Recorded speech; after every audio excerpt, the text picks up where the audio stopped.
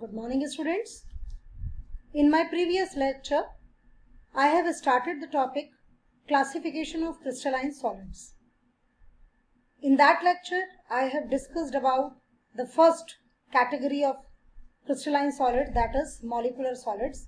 They are of three types: non-polar molecular solids, polar molecular solids, and hydrogen bonded molecular solids.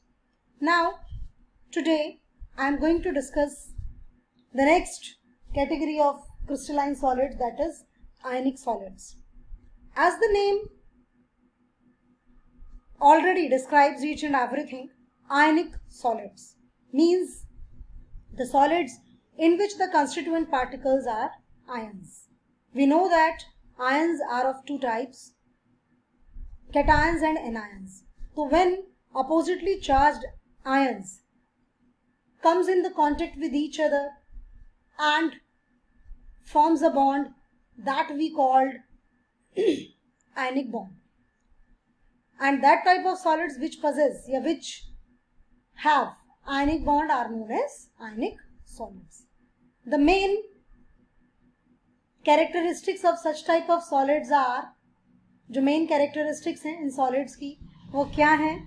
They are कि they have high melting and boiling point, but they do not conduct electricity in solid state, but they conduct electricity in molten state, because in solid state they do not have free constituent particles like ions, because they are made up of ions for the conduction of electricity from one part to another.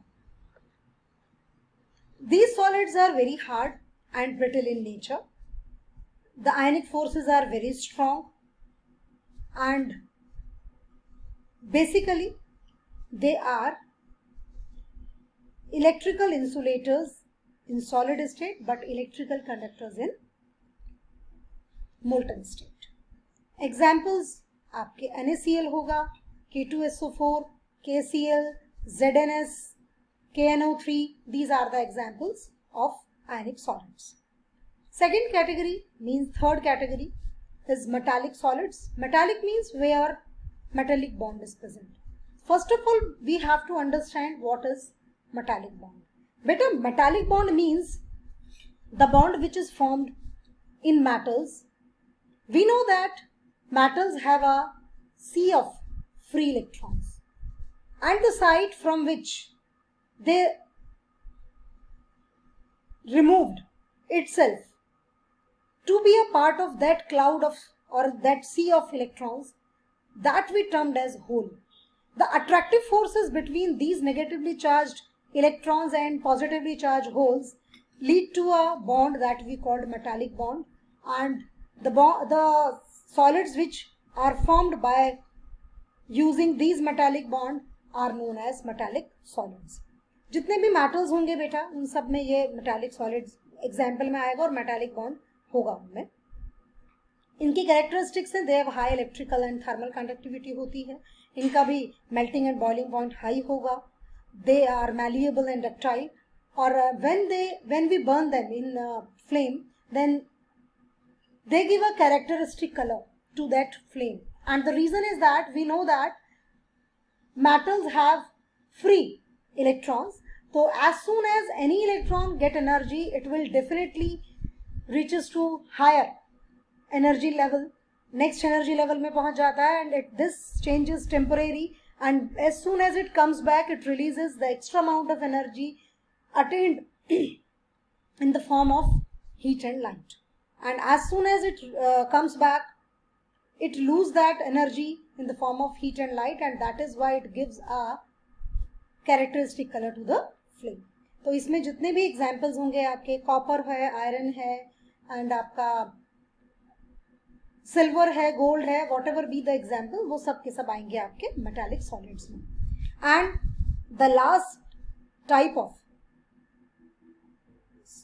classification of crystalline solid belongs to the category covalent or network solids. As its name signifies, covalent and network solid. What does it mean? इसका मतलब क्या है? इसका मतलब है कि वो solids जिनमें नेटवर्क बनेगा, जिसमें लॉन्ग चेन्स बनेंगी। और ये प्रॉपर्टी हमारी पीरियोडिक टेबल के 14 ग्रुप के एलिमेंट्स में है, जहां पर लॉन्ग चेन्स बनती हैं because they have the property of catenation, basically silicon and carbon. तो यहाँ पर आपके जितने भी एग्जाम्पल्स हैं, जितने भी एलोट्रॉप्स हैं इनके, वो सब आएंगे एग्जाम्पल्स में। इनकी कैरेक्टरिस्टिक्स पॉइंट्स क्या होंगे कि यहाँ जो मॉलिक्यूल्स होंगे दे आर जॉइंट। नॉर्मली जो कोवेलेंट बॉन्ड है वो स्ट्रॉन्ग होता है, डायरेक्शनल होता है नेचर में, ठीक है। दूसरा, ये जो सॉलिड्स हैं ये हार्ड होंगे, ब्रिटल होंगे, इनके मेल्टिंग पॉइंट्स हाई होंगे और आसानी से डिकम्पोज भी हो जाएंगे अपनी मेल्टिंग से पहले भी, ठीक है। बेसिकली इंसुलेटर्स होंगे, इलेक्ट्रिसिटी कंडक्ट नहीं करेंगे। लेकिन यहाँ पर एक एग्जाम्पल आएगा, दैट इज ग्रेफाइट, जो कि एक्सेप्शनल केस है, जो कि हार्ड नहीं है, एक तो सॉफ्ट है, दूसरा वो कंडक्ट करता है इलेक्ट्रिसिटी। अरेंजमेंट है उसमें इलेक्ट्रॉन्स का इस तरीके से, एटम्स का इस तरीके से कि उसमें एक फ्री इलेक्ट्रॉन मिल जाता है मॉलिक्यूल को, और जिससे कि वो इलेक्ट्रिसिटी कंडक्ट कर लेते हैं। You can see here the arrangement of diamond. This is the arrangement of diamond and this is the arrangement of graphite. ये जो arrangement है diamond का, यहाँ पर एक single atom joins with other 4 atoms and that is why it is hardest substance in the world, और conduct नहीं करता है electricity because it has not any scope for the conduction of the electricity. But in case of graphite, a atom of carbon combines with only 3 carbons and 1 valency is free. And that is why graphite is a good conductor of electricity and it is soft, it is not brittle, and it is used in as a lubricant in machines के लिए as a lubricant हम इसका use करते हैं. So this is about the graphite and diamond. इसी के साथ silver carbide आएगा आपका, दैट इज सिलिकॉन में भी, क्योंकि नेटवर्क सॉलिड्स होते हैं और वो कोवेलेंट बनाते हैं, बॉन्ड कोवेलेंट होता है, मतलब शेयरिंग से बॉन्ड बनता है ना। This is a tabular description of all types of solid.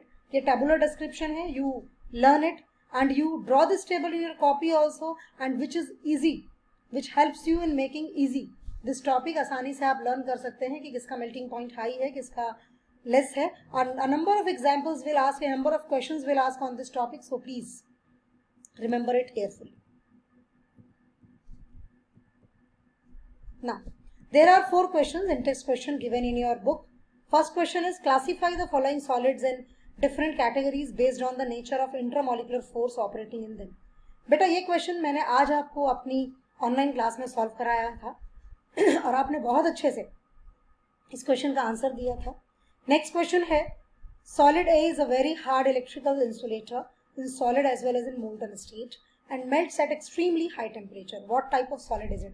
सीधी सी बात है, जो 4 हमने कैटेगराइज की हैं उनमें मेटालिक सॉलिड्स ही ऐसे हैं जो सॉलिड में भी और मोल्टन स्टेट दोनों में कंडक्ट करते हैं इलेक्ट्रिसिटी, तो this is a very good example of metallic solids.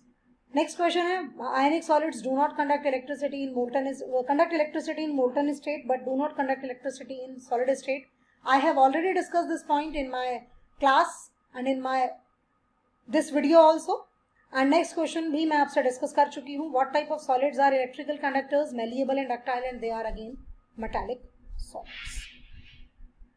Sorry students, question number 1.7, solid A is very hard electrical insulator कहा गया है, सॉलिड में भी मोल्टन में भी, तो it is not that metallic solid, और एक्सट्रीमली हाई टेम्परेचर पर वो होगा, and it is naturally covalent solid. इसका एग्जाम्पल कोवेलेंट आएगा, मैंने वो मिस रीड कर लिया था, इंसुलेटर की जगह कंडक्टर पढ़ लिया था, दैट इज वाई मैंने आपको मेटालिक बताया। The answer of question 1.7 is covalent और नेटवर्क सॉलिड्स।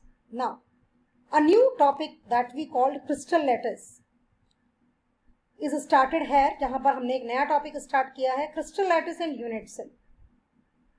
बेटा crystal lattice and unit cell को समझने के लिए हमें एक इमेजिनेशन ब्रेन में करना पड़ेगा। इमेजिनेशन ये है, हम जैसे पढ़ते हैं बायोलॉजी में भी पढ़ते हैं, what is the fundamental and constituent particle, या you can say of our body, हमारी बॉडी का फंडामेंटल यूनिट क्या है।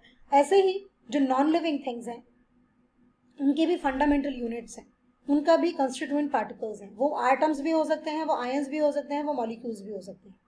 तो how that big crystal is form, जैसे हमारी बॉडी में सेल्स का डिवीजन है और सेल्स के डिवीजन होने की वजह से हमारी पूरी बॉडी बन जाती है, हमारी बॉडी सेल से बनी है। ऐसे ही जो आपके क्रिस्टल्स हैं बेसिकली वो कैसे बने हैं, तो उसको एक्सप्लेन करने के लिए उनका जो कंस्टिट्यूएंट पार्ट है that we called unit cell, उसको हम यूनिट सेल कहते हैं। And when this unit cell repeats itself in all axes, in all 3 axes XYZ, then a giant structure is formed which we called crystal lattice। तो इसको explain करते हैं हम कि what is a crystal lattice and what is a unit cell।